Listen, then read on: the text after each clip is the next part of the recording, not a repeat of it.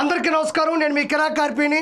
వల్లభ నా వల్లభ కొంచెం మెల్లగా ఎదగిల్లవా, వల్లభ నిజ వల్లభ నా కంటికే వరమీయవా. ఈ పాట ఎందుకు పాడాను అంటే అందులో ఒక వ్యక్తి పేరుంది వల్లభ. ఈ పాటలో ఈ పిక్కి ఒక రిలేషన్షిప్ ఉంది. ఏంటి అంటే జగన్మోహన్ రెడ్డి అత్యుత్సాహంతో ఆయన చూసి పాడుతున్నాడు. వల్లభ నా వల్లభ అంటే వల్లభనేని వంశీ, నా వల్లభనేని వంశీ కొంచెం మెల్లగా ఎదగిల్లవా. అక్కడ ఏం జరిగిందో కొంచెం చెవులో చెప్పి నా ఎదని గిల్లు. రెండోది ఏం పాడుతున్నా అంటే వల్లభ నా వల్లభ నా కంటికే వరమియ్యవా. అక్కడ ఏం జరిగిందో కంటికి కట్టినట్టు చూపించి నా కంటికి వరమియ్యి అని చెప్తున్నాడు. ఆ పాటలో ఉండే అర్థం ఇదే. చూడండి, ఇది జీవితంలో గుర్తుపెట్టుకోండి, చాలా అరుదైన చిత్రం ఇది. ప్రపంచవ్యాప్తంగా అత్యంత ఖరీదైన అద్భుతమైన అరుదైన చిత్రం. ఎందుకని చెప్తున్నానంటే ఇది మామూలు కలయిక కాదు.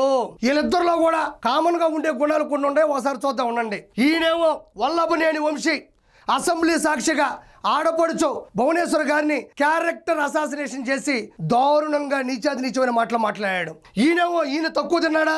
ఈయనకన్నా ఎక్కువ తిన్నాడు. ఇతను సొంత చెల్లిని పసుపు చీర కట్టుకుందని సొంత వర్గం చేత క్యారెక్టర్ అసాసినేషన్ చేయించాడు. అదేవిధంగా సొంత తల్లిని కూడా డబ్బు మీద మోజుతో కేసులు పెట్టించాడు, అవమానించాడు.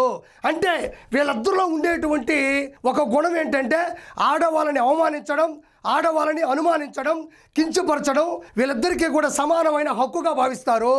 అదేవిధంగా వీళ్ళిద్దరిలో చూడండి, ఈయనేమో గన్నవరం టీడీపీ ఆఫీసు మీద దాడులు చేపించాడు. టీడీపీ కార్యకర్త సత్యవర్ధన్ అనే ఒక వ్యక్తిని కిడ్నాప్ చేపించాడు. అక్రమంగా ఇళ్ల పట్టాలు ఇచ్చాడు. చెప్పుకుంటూ పోతే మైన్స్, వైన్స్, గ్రావిలు, ఇసుక దందాలు, దౌర్జన్యాలు, అక్రమాలు, అవినీతులు ఇంకా చెప్పనే బల్లే ఒక బస్తా నిండా ఉంటాయి. ఈ వ్యక్తి ఏమైనా తక్కువ తిన్నాడా? అక్రమ ఈడీ అంటే అక్రమ ఆస్తులు ఈడీ కేసులో 32 కేసులు నమోదై ఉన్నాయి. 16 నెలలు జైలు ఇవ్వబడి చెప్పకూడదు తిన్నాడు. అదేవిధంగా లిక్కర్ మద్యం స్కామ్లో కూడా ప్రధాన నిందితుడిగా ఉన్నాడు. వీరిద్దరిలో గమనించారు కదా, ఇద్దరిలో ఆడవాళ్ళ గురించి మాట్లాడే విధానం కావచ్చు, అక్రమాల గురించి కావచ్చు, ఇద్దరిలో కూడా కామన్గా ఉండేటువంటి అవలక్షణాలు. కానీ ఇది అత్యంత అరుదైన చిత్రం అని చెప్పాను. ఎందుకు అంటే ఒకసారి చూద్దాం. నేను కాదు, వైఎస్ఆర్సీపీలు దీన్ని అరుదైన చిత్రంగా భావిస్తున్నారు. ఒకసారి చూద్దాం. ఇలా చూడండి, 138 రోజులు రిమాండ్ ఖైదీగా ఉండి నిన్ననే రిలీజ్ అయినాడు. వచ్చి రాగానే ఈయన ఆనందం చూడండి, ఎలా కలిశారో చూడండి ఒకసారి. ఈ క్లిక్కులు చూడండి, కిస్క్ కిస్క్ కిస్క్ అంటే ఈ కలయిక జన్మలో దొరకదేమో, ఇలాంటి మల్టీ స్టారర్స్ జీవితంలో మళ్ళీ కనబడరేమో, ఇలాంటి ఫోటోలు చాలా అరుదుగా వస్తాయి కాబట్టి ప్రతి ఫ్రేమ్ని కూడా బంధిస్తున్నారు వాళ్ళు. చూడండి ఒకసారి, ఇక్కడ నుంచి చూడండి, గో కిసిక్ కిసిక్ కిసిక్ కిసిక్ కిసిక్. ఇదొక అత్యంత అరుదైన చిత్రం, ఆత్మీయ కలయిక. వీళ్ళిద్దరూ కూడా మీకు నేను ఇంతకుముందే చెప్పా, వీళ్ళు ఎలాంటి లక్షణాలు కలిగి ఉండవాళ్ళని. కాబట్టి పలు కేసుల మీద లోపల నుంచి వచ్చినటువంటి నిందితుడిని డైరెక్ట్గా ఇంటికి పిలిపించుకొని ఆయన ఆఫీసు రూమ్లో కూడా కలవడం జరిగింది. దీన్ని మామూలుగా వాళ్ళు బంధించట్లేదు. చిత్ర విచిత్రంగా సెకండ్ ఫ్రేము వాళ్ళిద్దరిని కూడా బంధిస్తూ ఉన్నారు.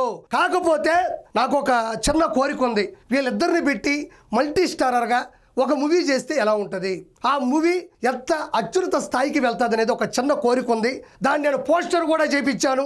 దానికి ప్రొడ్యూసర్ ఎవరు, డైరెక్టర్ ఎవరు, దానికి యాక్షన్ డైరెక్టర్ ఎవరు, వీళ్ళందరినీ కూడా ఒకసారి చూపిస్తా. ఈ అత్యద్భుతమైనటువంటి ఈ మల్టీ స్టారర్స్, ఒకే లక్షణాలు ఉన్నటువంటి అవలక్షణాలు ఉన్నటువంటి వీళ్ళిద్దరిని పెట్టి ఒక సినిమా చేస్తే ఎలా ఉంటుందో ఒకసారి చూద్దాం. ఇలా చూడండి, ఇద్దరు కూడా నాణ్యంగా కనబడుతున్నారు. జైలు మనకి కొత్త ఏం కాదు, శిక్షలు పెద్ద వింతేం కాదు. ఈ సినిమా పేరు, ప్రొడక్షన్ వచ్చి జగన్ జాతిరత్నాలు ప్రొడక్షన్స్. అందులో జైలు మనకు కొత్త ఏం కాదు, శిక్షలు పెద్ద వింతేం కాదు. రచయిత ఆర్కే రోజా.